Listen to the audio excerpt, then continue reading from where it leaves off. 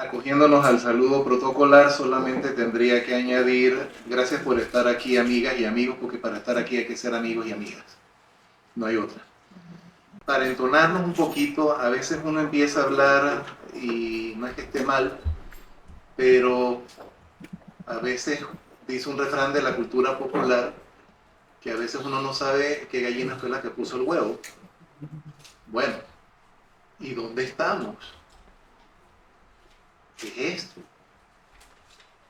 Este es un ejemplo de la arquitectura neomudéjar que fue introducida en Panamá por el arquitecto peruano Leonardo Villanueva y Meyer, que fue desarrollada por otros arquitectos en su momento. Esta es la Casa Díaz, tiene muchas historias.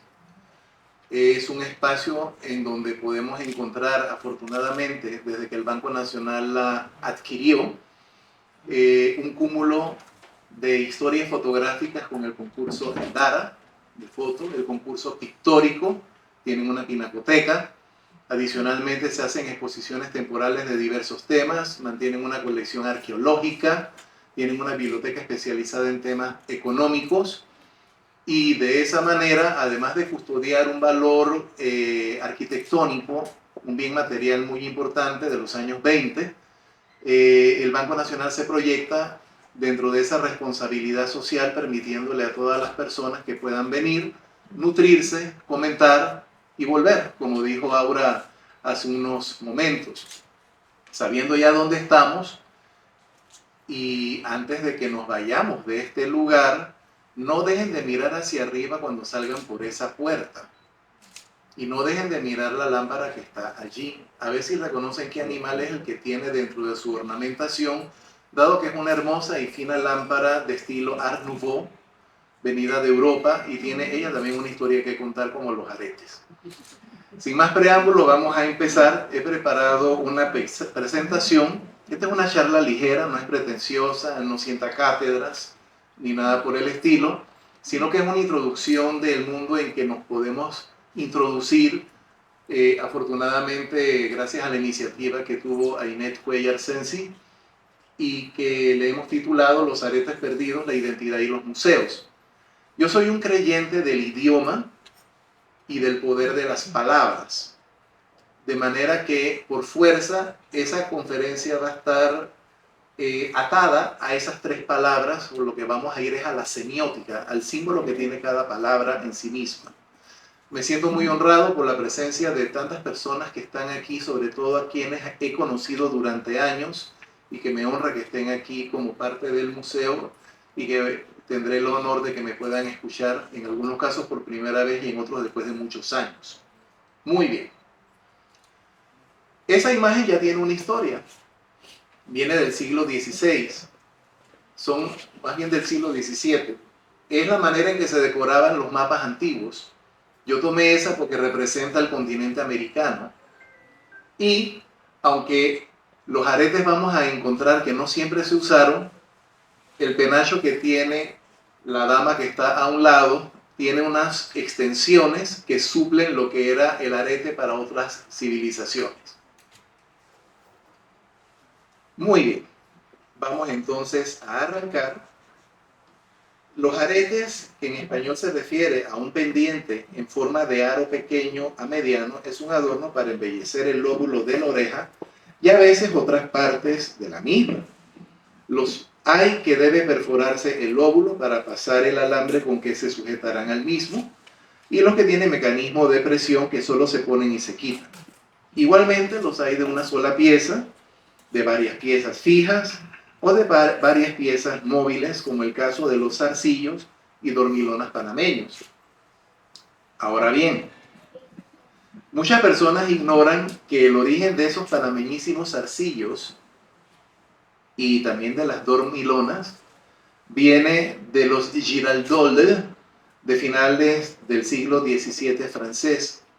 Nuestra joyería y muchas otras cosas nuestras pueden haber tenido un origen afuera de aquí, pero con las sabias manos y mentalidad de las personas que las adquirieron, las modelaron hasta quedar siendo lo que es nuestro y nos identifica, sabiéndose que hay una similitud, pero definitivamente lo que nosotros hicimos es hasta cierto punto mejor. Así que en ambos casos, sean zarcillos o bien sean las dormilonas que simulan un ojo que está parpadeando, siempre tienen un brillo, una serie de brillos en la parte inferior que los otros no tenían. Ese es el primer identificativo de estas joyas panameñas. Tienen brillos colgantes para que se destaquen con las evoluciones que da la dama cuando está haciendo los bailes. Esta lámina se explica por sí misma. Es un intento, no completo, de cómo se pueden dividir los diferentes tipos de aretes, en este caso de perforación. Todos tienen en común que perforan el lóbulo de la oreja y se mantienen sujetas allí de diferentes maneras, a veces con y a veces sin seguro. Eso ya sería un poquito extenso, ya cada dama, pues, y también algunos hombres, saben de ese tema mejor que yo y solamente es a título ilustrativo. Llamo la atención que hay aretes de este tipo que son articulados, o sea que se mueven, y que tienen el curioso nombre de chandelier, que nosotros decíamos candelabro o araña en un momento dado. Y efectivamente faltan algunos, ¿no? Ahora van a ver las cosas más hermosas que hay dentro de la evolución que han tenido los aretes en el mundo. Y no se extrañen que vamos a hablar de hombres primero. Los aretes pendientes se usan de muy antiguo. Al parecer primero fueron usados por los hombres y luego mujeres, más frecuentemente en Oriente que en Occidente. Los ladrones del mar, esas queridas personas sin las cuales no podríamos dejar de ir al cine, piratas, recorrían el mundo haciendo actos de piratería, pero anotando rutas marítimas, accidentes geográficos, tomando posesión de tierras desconocidas. Y hoy vamos a hablar de mitos que se desmitifican o de lo que creíamos que no era verdad y resulta que sí lo era en un momento dado. Estos ladrones de mar tenían una costumbre, sobre todo cuando se creó la cofradía de piratas, que es un hecho que también existió. Era una costumbre, no una orden, y menos escrita, que al superar un gran obstáculo lo celebraban de modo permanente y de recuerdo para todos. Estamos hablando de los ladrones del mar, más que todo ingleses. ¿Saben de qué se trata todo esto? Una de las maneras de hacerlo para las personas que era la primera vez que cruzaban por el Ecuador en ese viaje, mandar a hacer un pendiente en forma de aro y colocarlo en la oreja de esa persona que estaba allí y que comprenderán que la tripulación de esos barcos era solo de hombres. Esa es la costumbre del inicio de aretes en las orejas de personas que navegaban como piratas, pero esos eran los iniciados. Si bien no eran simples ladrones, esto se hacía al cruzar el estrecho de Magallanes, la otra frontera, el segundo arete. Van a encontrar piratas que tienen uno o dos, de acuerdo que hayan o no hayan pasado el Ecuador y el estrecho de Magallanes. Y algunos añadían un segundo arete en alguna de las orejas sin preferencia, nada más y nada menos si cruzaban por el Cabo de Buena Esperanza y uno más si cruzaban por el estrecho de York en Oceanía. De manera que eran sus diplomas. Este recorrió mundo. ¿Y de qué manera, en barco, que era peligrosísimo? Muy bien. Entonces, a través de la historia nos han llegado testimonios estatuarios, pinturas, fotografías, donde se demuestra que los hombres de antiguo usaban aretes por diversas razones. Arriba, que estamos observando a la mano izquierda, un indígena de la América del Norte que usaban aretes de perforado distintos a nuestros gunas, que no pude conseguir una buena foto. Las mujeres se ponen aretes de cuerda, ellas no se perforan, ellas se perforan es el septum. Se las debo, pero no pude conseguir una. En todo caso, vemos igualmente una estatua, llamémosle estatua precolombina de oro, una pieza de orfebrería muy hermosa, que nos está mostrando un ser fantástico, cacique o mago, que está tocando un instrumento de viento y a simple vista podemos observar que tiene aretes, y esos aretes además se mueven, por cierto. Eran exquisitas estas personas cuando hacían sus piezas. De la misma manera tenemos los faraones egipcios, Eso sí, yo creo que ya es mundialmente conocido que se usaban ciertos tipos de aretes debido a su rango y la familia de la realeza de ellos igualmente lo hacía. Y, oh maravilla, ¿qué seríamos nosotros sin Cervantes, pero también sin Shakespeare? Romeo y Julieta, el Rey Lear, el Macbeth, etcétera, etcétera.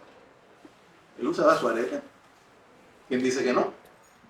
Así que estamos viendo primero, discúlpenme, pero es que esto no es patrimonio de las mujeres. Es bien inclusiva la cosa, muy inclusiva. Y créanme que yo venía a dar una charla para dormir a las personas cuando recibí por WhatsApp un comentario de nuestra apreciada Amanda Dextro y me dijo que soñaba con ver y escuchar ciertas cosas y yo automáticamente lo que hice fue algo muy inteligente e escribí de nuevo y decidí que esto iba a estar acompañado por una presentación para que fuera más dinámico. Gracias, Amanda. Y vamos a continuar. Hay otro comentario, que el arete en la oreja de un pirata muerto. Vamos a seguir hablando de este tema. Dicen que los piratas tenían un arete, pero ya sabemos que sí, lo podían tener. Pero los piratas comunes, o sea, la tropa, los que limpiaban, los que cocinaban, los que mataban, ellos también llevaban un grueso y grosero arete en la oreja sin haber cruzado ninguno de estos estrechos que he mencionado. La costumbre era la siguiente: eran todos analfabetas, eran mercenarios sin Dios ni patria ni nada. Entonces, muchas veces las personas se tatuaban para que si encontraban el cadáver supieran de quién se trataba, porque fulano usaba ese tatuaje. Y eso incluso todavía se estila, con la excepción de que las familias nobles se lo ponían para que no quedara duda de que apenas salía del vientre le tatuaban alguna parte de la criatura para que supieran que era de familia real. Mucho pasaba entre los chinos y entre los egipcios. En este sentido, ¿qué pasa con el arete que podía tener un pirata en su oreja? Tiene una historia. Los piratas usualmente operaban en un área geográfica casi siempre arriba del Ecuador. A los primerizos que estaban en el barco al cruzar el Ecuador ya dijimos que se les daba un aro y así sucesivamente, ¿no? Si eran personas con educación, grababan su nombre y el puerto de origen para reconocerlos en caso de muerte. Ahora bien, ¿para qué lo hacían? Si el cuerpo llegaba a una playa y una persona lo veía, si el tiempo no había hecho que toda la carne ya haya desaparecido, iba a tener su arete. Y al verlo, adquiría una obligación: quitarle el arete y darle sepultura digna.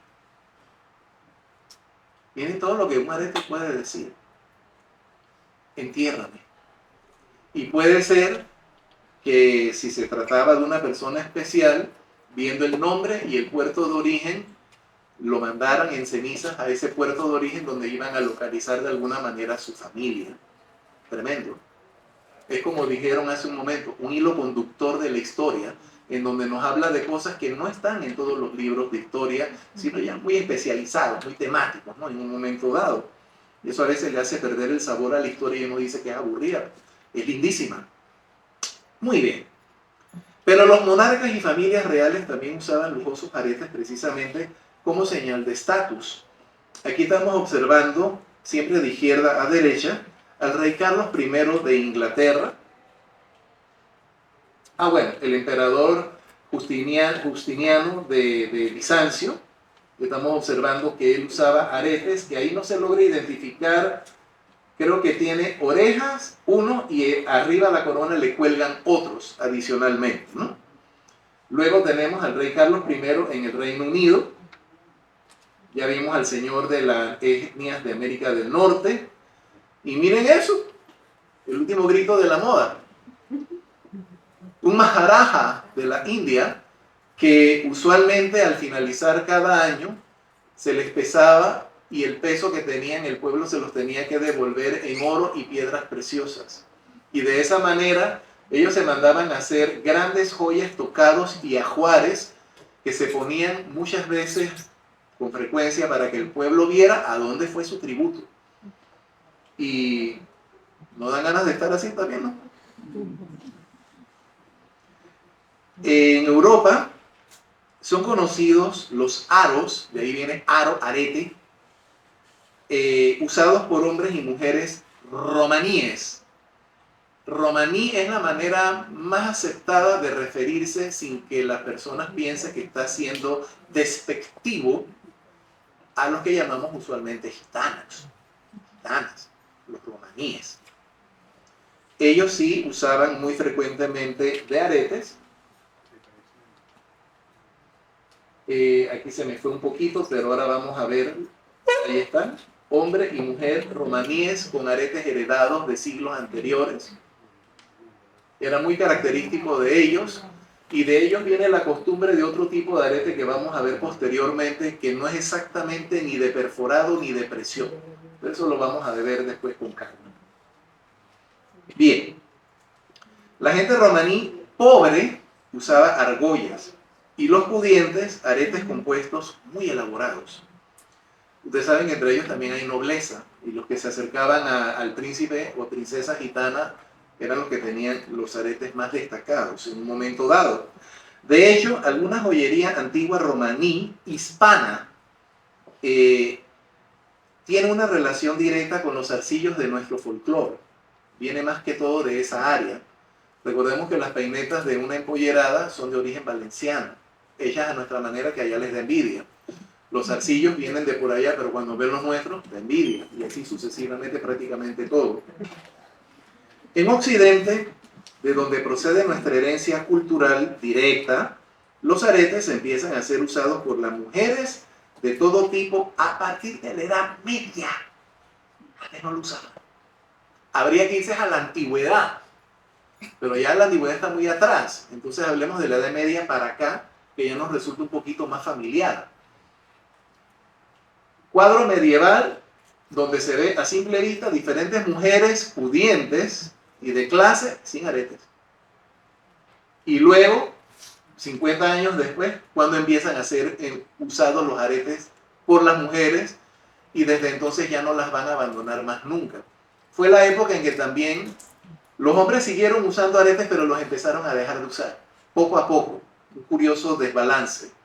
En este caso, noble del siglo XVII, con un costoso pendiente único de perla de pera. No sabemos si fue un rey o no logré encontrar, lamentablemente, rastros de ese caballero que está allí. A partir del siglo XVI en adelante, y según la región, había una especie de código de color en esas joyas que daban a entender la intencionalidad de quien los usaba. Pero eso no se ha logrado encontrar algo que sea fidedigno. Pero es como cuando el lenguaje de los abanicos en España y en Europa, que si la mujer los ponía de esta manera, estaba invitando a hablar, que se alejaran, o qué sé yo, ¿no? Muy bien. En el Renacimiento vamos a ver el surgimiento de unos aretes de factura europea, que en el caso de los hombres era simplemente estatus y más que todo lo usaban los que eran comerciantes. Había un tipo de arete, ahora vamos a entrar a una historia más oscura.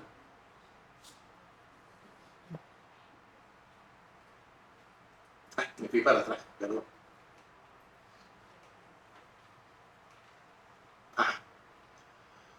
Hay unos aretes de cobre y también los había de hierro, pero esos no han sido fáciles de que sobrevivan hasta el día de hoy.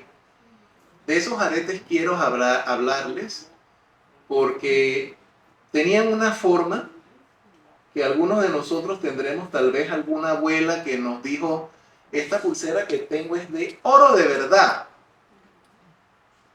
Estamos hablando de antes de la moda esta de que eso traía los extraterrestres y el magnetismo y Don Francisco y todas las propagandas. No, es la de antes, ¿no?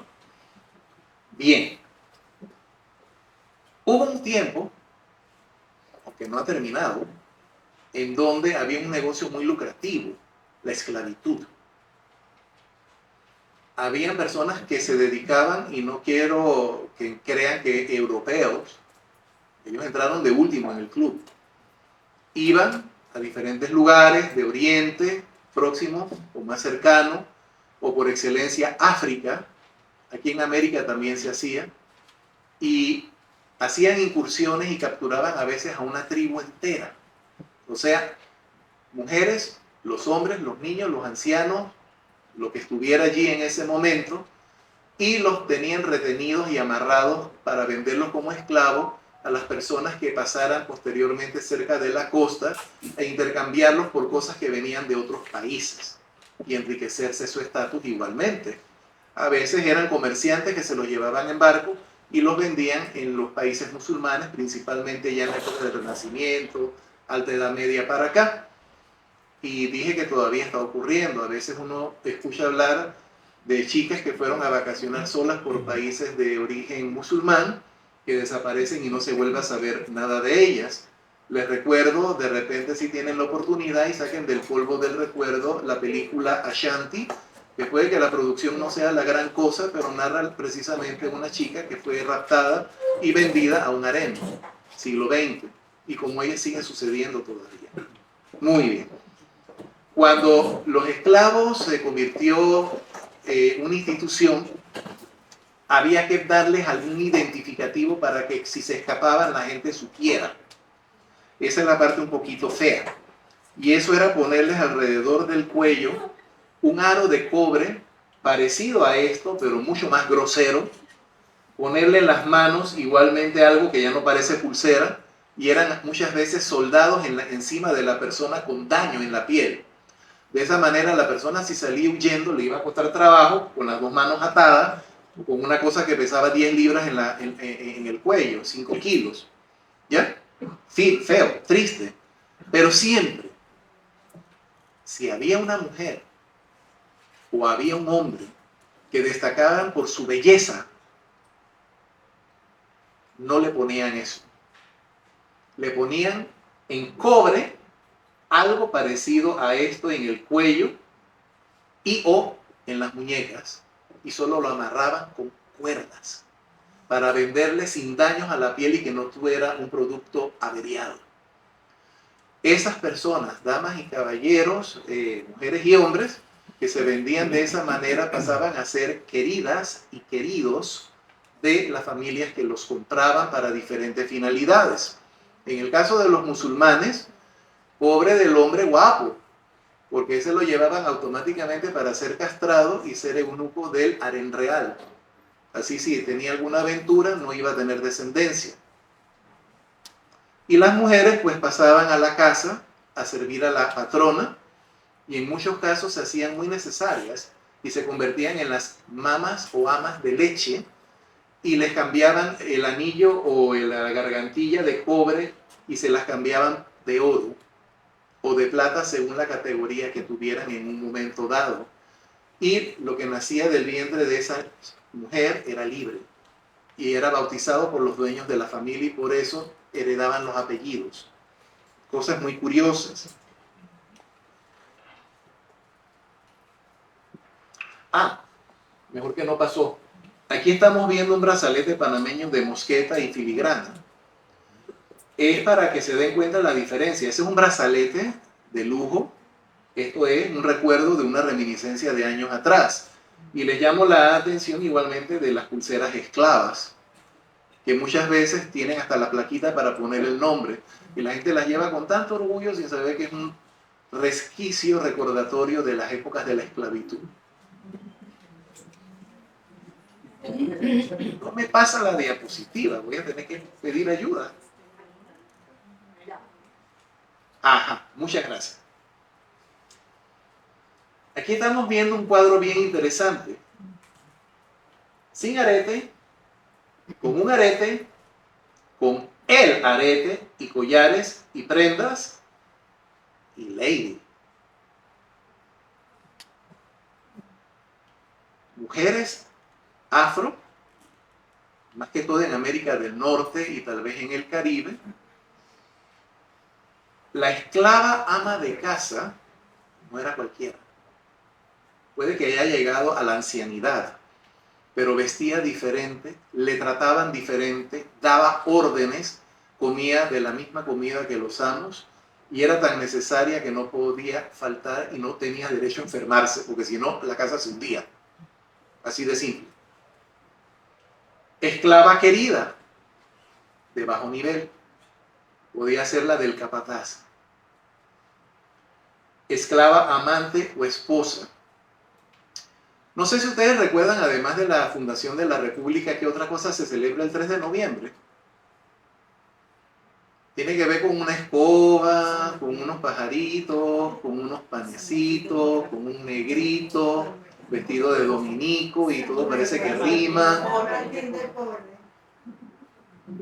Martín de Porres, el español, tenía en su hacienda esclavos, pero una de esas esclavas él la convirtió en su esposa, de la que nació Martín el hijo, que en Perú entró a el convento de los dominicos, se hizo fraile, hizo cosas impresionantes de don de ubicidad y de milagros y otras cosas, y se convirtió, ya fue declarado posteriormente, que su fiesta era el 3 de noviembre en la dignidad de los altares. Entonces, de ese tipo había muchas, y tenían los mismos privilegios que la misma mujer española, inglesa o del país que fuese. Ahora bien, aquí estamos viendo a alguien bien especial. Es una niña nigeriana que fue sacada con su familia como esclava, con ese cuidado de que no se le dañara la piel por ningún lugar.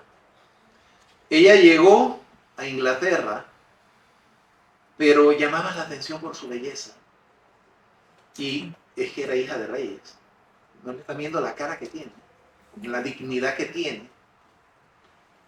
Y ella fue conocida nada menos que por la reina Victoria de Inglaterra, quien la libera y es su madrina, y vivió en palacio como una dama y cuidó de que estuviera muy bien casada posteriormente y que no tuviera problemas cuando ya la reina se hubiera ido de este mundo.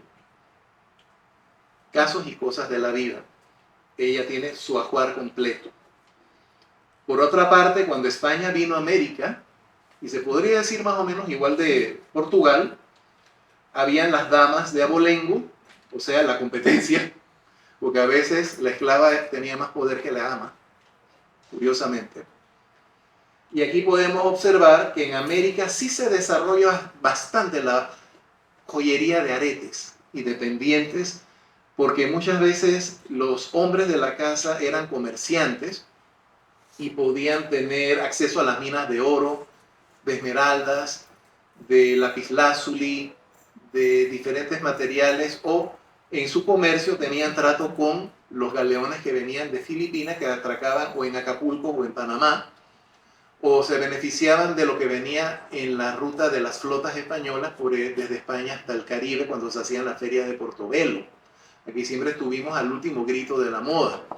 Si tienen la oportunidad en internet o bien si la logran conseguir, la obra de teatro La Dama Boba de Félix López de Vega, del Gran Teatro Español, van a encontrar que la Dama Boba tiene un cantable bailable que se llama Viene de Panamá. Y ahí muestra en palabras, cuando bajaba del barco allá en Sevilla, si es que llegaba de ese lado, y entraba a recorrer España, por donde su familia había salido, un criollo indiano. Y la gente lo reconocía porque el estatus aquí se iba inflando rápidamente, sobre todo aquí en Panamá, y los de Panamá daban la nota cuando llegaban a Europa, ellas y ellos, pero por un poquito de mal gusto la nota la daban más los hombres. Y por eso se decía, ¿quién llega? ¿De dónde viene? Viene de Panamá, con el cuchillo de oro y con la perla fina, con el damasco y con el terciopelo, con la seda y con el encaje. O sea, era un arbolito de Navidad que andaba caminando por ahí con baterías brillando a todas horas del día, con plumas y con lo que uno quiera, con hebillas de oro, pulseras, esclavas, collares y lo que se les ocurra. Entonces eso quedó registrado, la riqueza que salía de Panamá en personas de quienes vivían y habían nacido de este lado. Criollos somos nosotros en esa época y peninsulares eran los que venían directo de la península ibérica. Muy bien.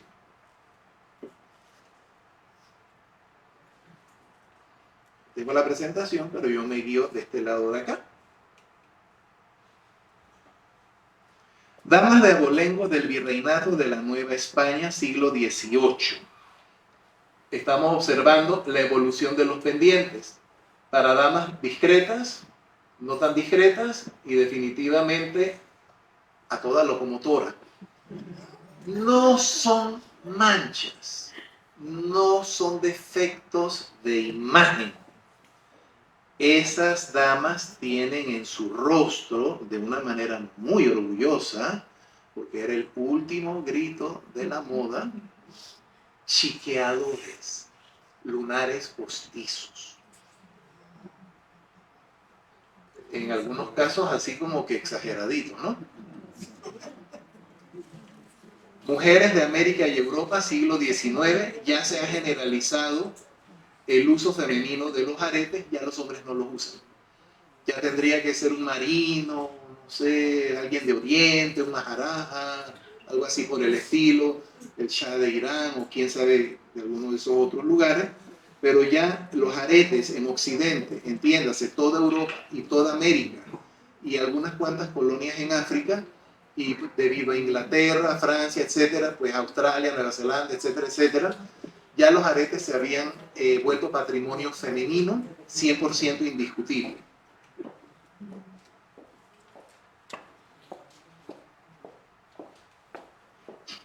No me quiero avanzar. Ahora sí.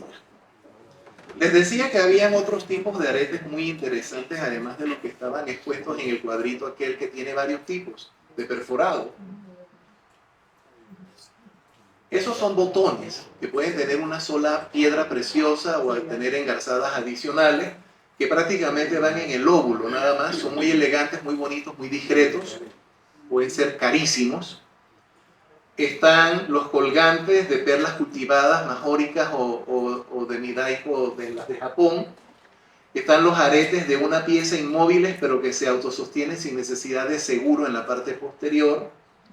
Y viene la moda de los piercing aretes, que es algo diferente y que son aretes desde que se llevan en la oreja, no es aretes si se lleva en el dedo. Estas son diferentes versiones que la mujer se puede colocar en un momento dado y todavía siguen viéndose de buen gusto, porque no es el hecho de ponérselos.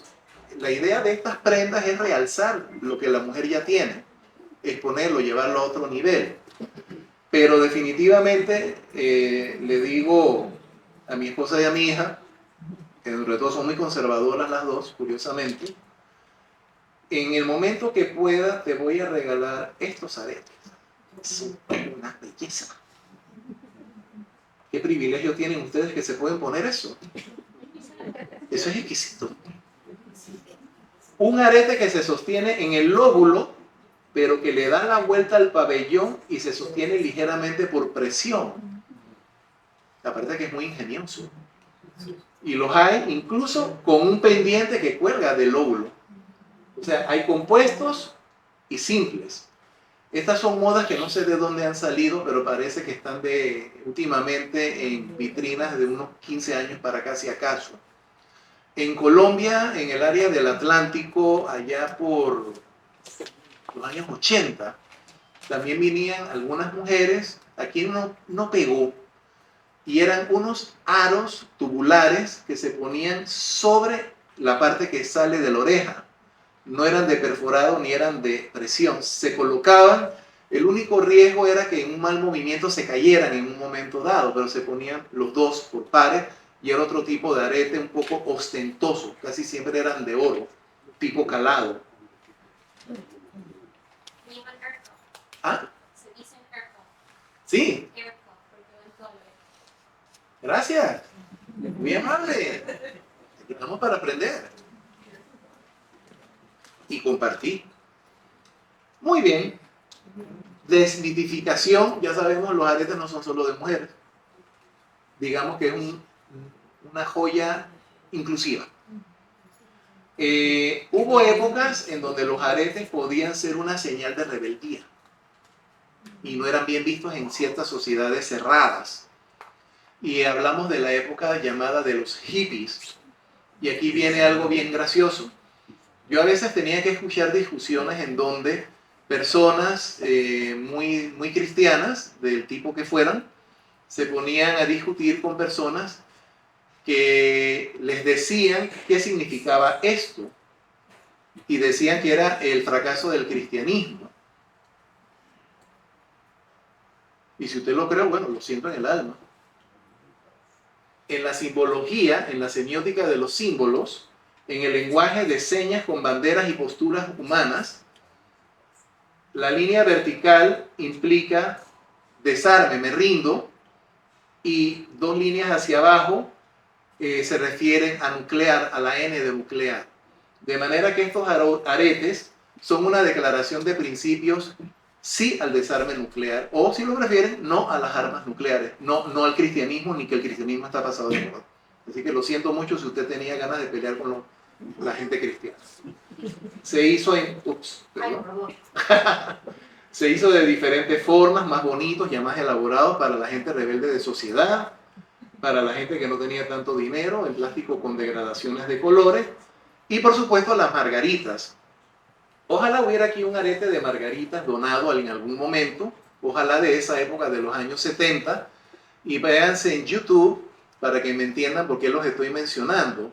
El movimiento hippie se inaugura con una canción, por cierto muy bonita, que le decía a la gente cuando iban a San Francisco, al movimiento hippie, cuando vayas a San Francisco, ponte flores en el cabello.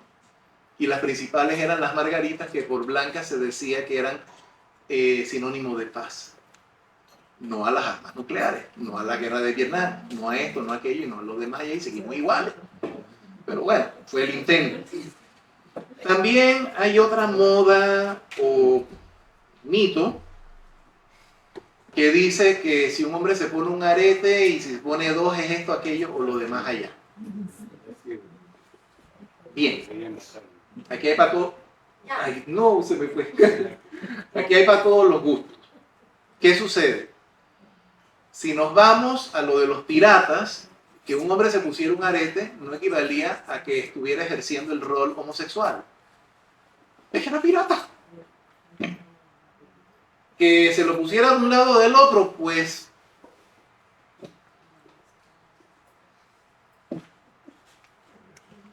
ahora bien, si de verdad era homosexual y se lo quiso poner, decían, pero no he logrado encontrar nada, ningún estudio que me pueda decir que era cierto, que si se lo ponía uno en la oreja, supongamos derecha, estaba diciendo que era homosexual y estaba disponible. Que si se lo ponía en la izquierda, es que no solo era activo, sino que era buscón. Y si se lo ponía en las dos, no voy a decir la palabra, pero era P entre las P. ¿Ya? Entonces, no he encontrado nada que hable de eso. Así que muchas disculpas, lo siento, no soy muy romántico en esta cosa, pero parece que es un mito. Y que el hombre esté tatuado no significa que sea maleante, matón, ni que tenga que ser de las maras del Salvador. Ya una persona decide qué quiere hacer con su vida. La cosa es que después no se arrepienta, ¿no? Hay gente que se hace tatuajes porque tiene músculos y cuando lo mueve así se le sale esto y cuando hace acá se le mueve el otro y cuando llega a viejo no se le va a salir nada. Y es caro quitárselo después. Hay aretes, adicionalmente, que se han hecho exclusivamente no para persona homosexual. Lo puede usar cualquier persona donde dice simplemente, sí, yo acepto los homosexuales. He dicho homosexuales, yo no me estoy refiriendo aquí a LGTB, ni sé cuántas letras más van, con todo el respeto. En el mundo del derecho hay un género, y ese género es homosexual. Y se subdivide en ulianista para los hombres y en safistas para las mujeres. Discúlpenme. Desde mucho antes ya eso estaba definido, descrito y regulado para tener que estar ahora inventando el agua tibia a estas alturas. Julianistas y safistas, asuntos inconclusos, son homosexuales, sean ellas o sean ellos. Vivan su vida tranquila. Entonces, prosiguiendo con este recorrido, vemos estos aretes que están aquí abajo, en contraposición. Indistintamente, los aretes que usan las mujeres reúnen algunas cosas que no los de los hombres, incluso hoy en día. No me he querido referir a los que son de transformación del cuerpo, que son los que tienen unos, no sé cómo se llama. Tienen algo que les agranda, les abre el hueco de la oreja o extensores de piel, yo no sé. Ok, no me quise referir porque esos no están colgando, no son pendientes, no están incorporados, ¿no? Ya es diferente. Muy bien, pero igual se les respeta, no hay problema.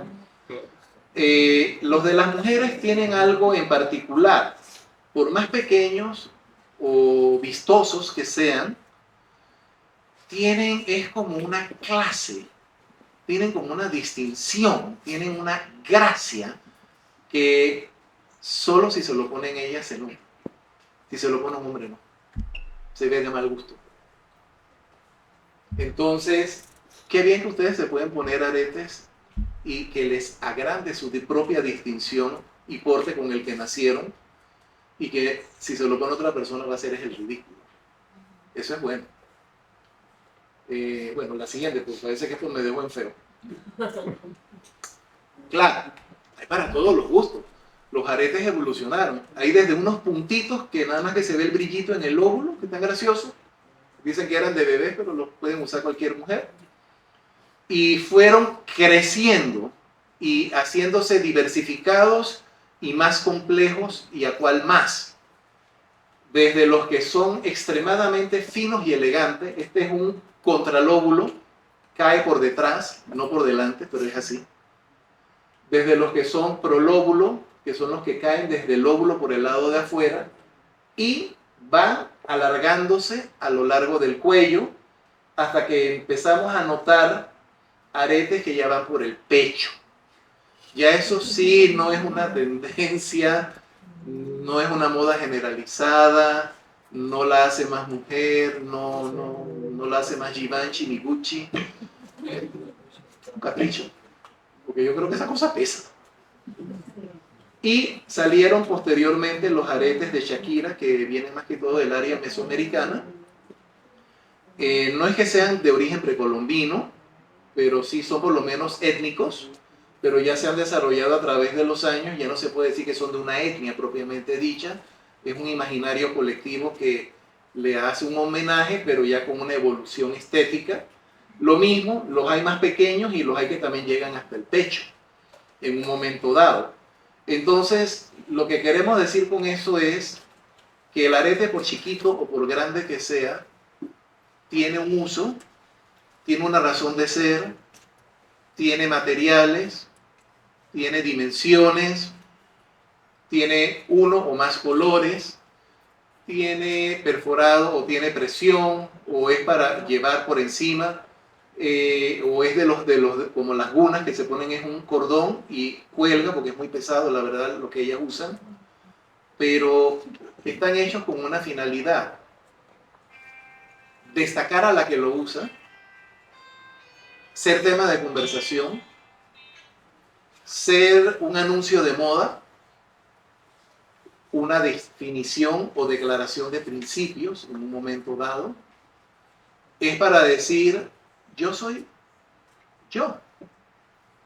Yo soy lo que estás viendo. Yo me visto como yo quiero. Yo me ornamento como yo quiero. Y lo haga como lo haga, lo más importante, y ahora van a saber por qué yo soy el que estoy hablando de esto,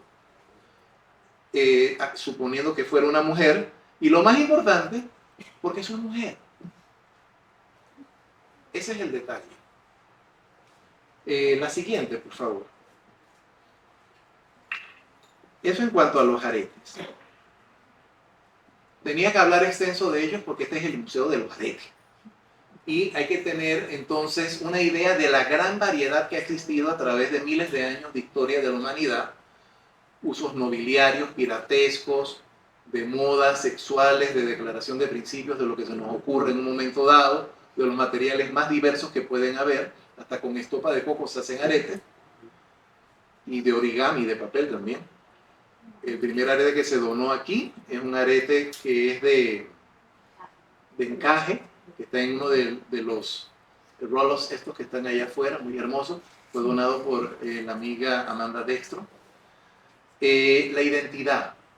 La identidad es una palabra muy mal entendida y muy mal usada en el posmodernismo y la neoantropología, la neopsicología y otros neos que hay por ahí, incluyendo filosofía.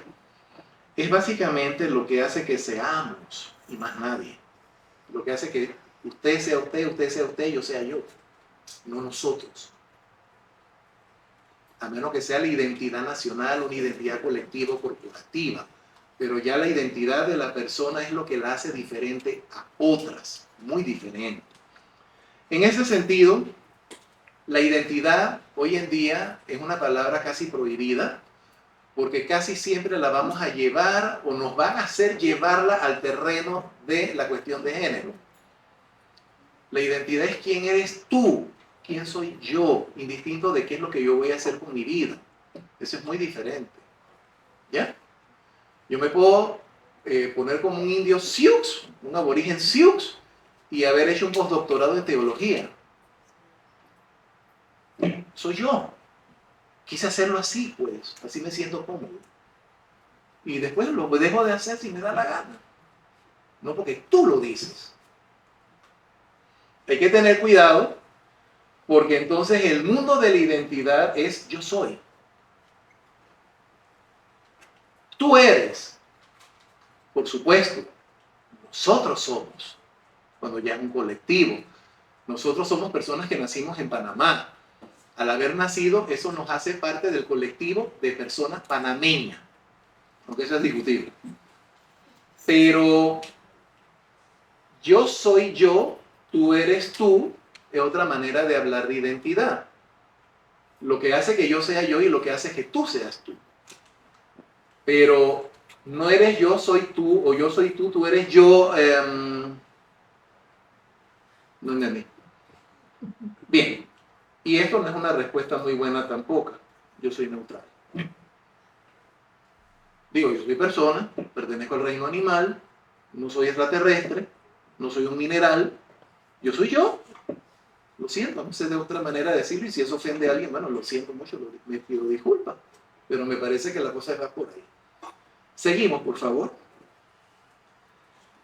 Entonces, el hecho de que una mujer o un hombre decidan usar pendientes o aretes es una decisión muy propia y de qué manera lo va a usar.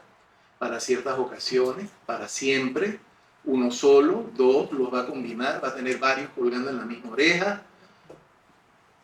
Ya eso es un asunto de cada persona, cómo va a proyectar su identidad como ser humano, como persona única e irrepetible, persona que tiene como patrimonio tener derecho a la dignidad y que se le respete. Identidad son palabras mayores, no las ensuciemos. Identidad es lo que nos hace ser persona. Dentro del reino animal, no nos gusta que nos digan animales, sí somos animales, pero racionales, eso nos hace personas. ¿Ya? No puedo hablar de una persona perruna, lo siento, ni una persona tortuguesca, hablo de la persona humana. ¿Ya? Entonces, dentro de la identidad, somos la Cele. Cuando nos ponemos la ropa de béisbol o de fútbol o de lo que sea. Ahí no importa quiénes seamos. Todos estamos identificados por ese deporte.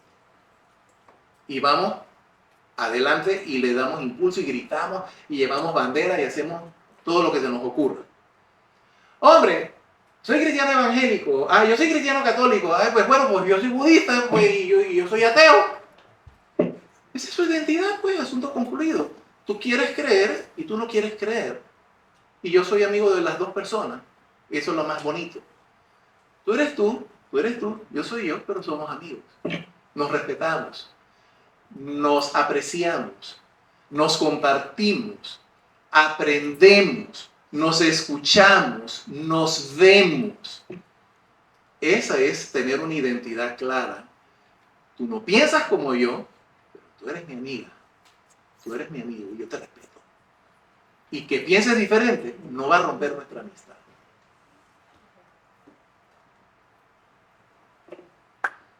Y yo soy chiricano, neto. No, yo no soy chiricano, pues, pero bueno. Me gustan los anillos de maíz y las almojábanas y todas esas cosas. Pero bueno, ellos tienen esa identidad como provincia y ellos se han encargado de que tengamos que decir la altiva provincia chiricana, el granero del país y todas las demás cosas, ¿no? O sea, ¿qué hay personas de Chiriquí? Menos mal que hable bien.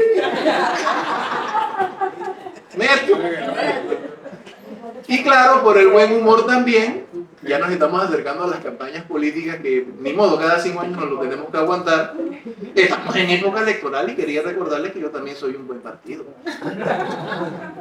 Entonces, la identidad es lo que nos hace a cada uno de nosotros como persona, dentro de una familia, dentro de un país, dentro de un partido, dentro de una oficina, dentro de la idea de crear un museo dedicado a los aretes.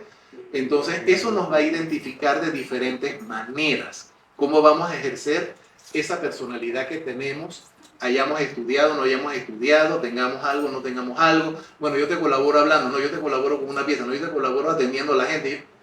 Todos estamos entonces haciendo un trabajo en equipo en donde nos identificamos que somos personas que estamos de acuerdo para hacer algo bueno. Entonces, qué bonito es hablar de la identidad cuando es algo productivo, útil, de buen humor y que nos lleva a otro nivel como personas, sin ningún tipo de conflictos ni de peleas o polémicas filosóficas, ideológicas o de lo que fuera. La siguiente, por favor, porque ya me doy rendido de que esta cosa no funciona. Ahora tenemos que hablar de otra cosa muy interesante, la última palabra.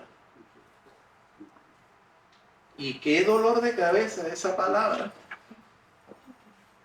Nos estamos metiendo con lo verdadero de lo verdadero. Museo viene del griego y designa un lugar a donde honrar a las musas. Las musas son unos seres mitológicos, deidades, que tuvieron por padre al rey de los dioses Zeus y a la titán Mnemósine. El nombre del padre tiene una raíz antigua que indica iluminar, brillar. Zeus, su símbolo es el rayo, luz. Y el de la madre significa memoria, Mnemósine, con lo que ya se establece la relación con el pensamiento con las hijas que tuvieron. Siempre están asociadas con el dios Apolo. Y nosotros nos encontramos en la casa museo del Banco Nacional de Panamá, así como está el Museo del Canal, etcétera, etcétera. Está el Museo de los Botones, próximamente tendrá su sede el Museo de los Aretes. Entonces, museo, si antes se usaba para honrar a dioses, aquí es para honrar lo más alto que tiene el ser humano. Pero, siguiente, por favor. Sigamos con el tema este. Las musas. ¿Y qué hacían ellas además de no hacer nada? Porque claro, hoy en día nadie cree en la mitología ni nada de esas cosas. Pero la mitología tiene cosas que enseñarnos, porque son símbolos. Y el símbolo que está detrás de la palabra es más importante que la palabra en sí misma. Calíope representa la poesía épica y la retórica. Clío es la de la historia. Erato, la que hace el canto. Euterpe, que representa la poesía lírica. Melpómene, que representa la tragedia. Polibnia, que canta himnos a los dioses y a los héroes. Terpsícore, que deleita con la danza. Talía, que florece y representa a la comedia. Y Urania, que representa la astronomía, las artes antiguas y las ciencias antiguas. Cada una, mujer, es la que domina, bendice y florece en esas diferentes manifestaciones. Y a ellas se les rendía culto en 2 lugares.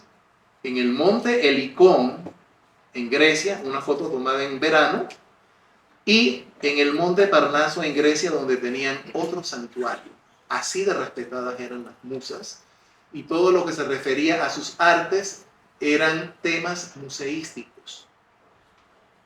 Hoy en día tenemos museos, está la museística, está la persona museóloga y está todo un conglomerado de personas que ayudan que cuando uno entra a uno de estos templos del conocimiento y de lo más alto del ser humano, uno salga de allí cambiado. Uno entra sin saber y sale sabiendo. Uno entra ignorante y sale sabio. Para eso es un museo, para ser mejor que como entramos. Muy importante. Siguiente, por favor. Como les decía, hay otros museos y en el mundo hay miles de museos. Aquí nosotros todavía necesitamos una buena dosis de museos, así que mientras más haya, mejor. Hagan el favor y colaboren con las personas que digan, yo quiero hacer un museo, vamos. ¿De qué? No importa, vamos. Háganlo.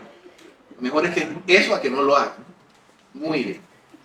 Entonces, los museos quedan vinculados como un santuario dedicado a partes de la historia universal, nacional, local y personal, porque lo antiguo es valioso, se conserva, se exhibe y se disfruta como propiedad común.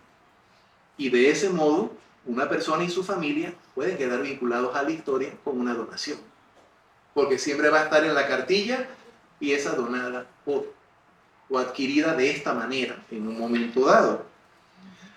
Aquel par de aretes que te obsequiaron como premio en aquel concurso de cuando la secundaria y que uno se perdió en la mudanza, tiene la historia del concurso, de lo que presentaste y por eso ganaste, de cuando los usaste y cuando los perdiste.